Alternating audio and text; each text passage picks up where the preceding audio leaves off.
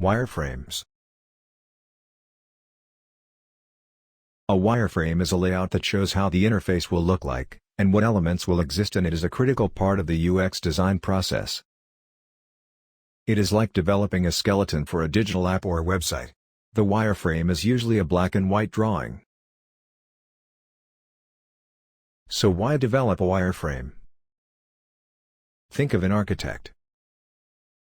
The architect first thinks of the blueprint of a building and then decides the relative positioning of the rooms before thinking about the interior design.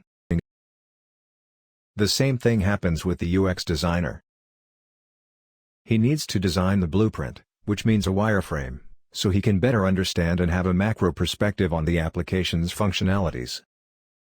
A wireframe saves time. This means wireframes can be quickly made from rough pen and paper sketches. This way it becomes easier to correct errors and make changes. A wireframe helps get feedback. Without colors it is easier for the end user to give feedback on the wireframe. And finally, a wireframe creates accurate designs. This method helps UI and UX designers create accurate blueprints of their designs. There are two common types of prototyping a wireframe.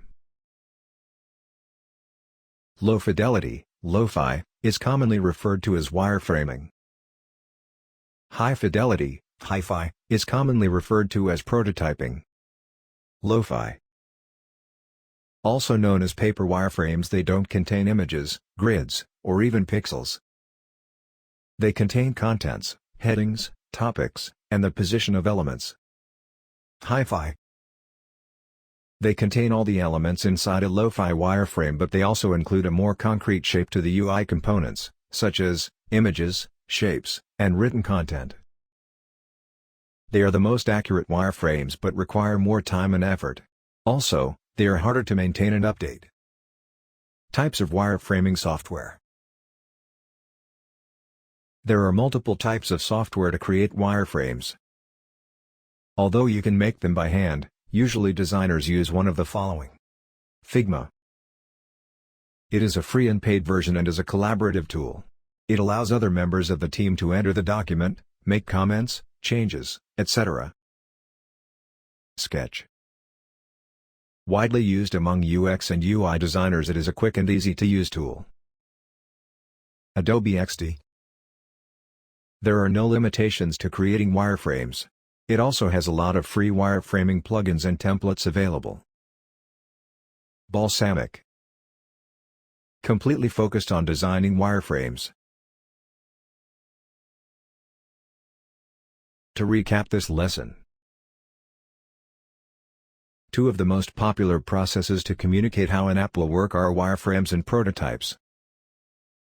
Wireframes are simple black and white blueprints of the layout and functionality of an application, while a prototype is a much more in-depth rendering of the design and functionality of an application. Prototyping takes much longer and is generally more expensive. For someone who is in the ideation phase, wireframes are a great tool. There are other major benefits to wireframing, with the first one being a very clear visual representation. Another major benefit of wireframing is that it allows a major focus on user experience. Wireframes are great from a user experience planning perspective.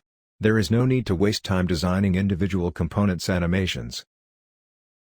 The next benefit of wireframing is that it allows you to be proactive, not reactive. It is crucial to start with a low-fidelity functionality and design planning step. Starting by building wireframes usually exposes issues that could show up during development. After that, you can move into high-fidelity prototypes where you merge the skeleton of the product with colors and other components.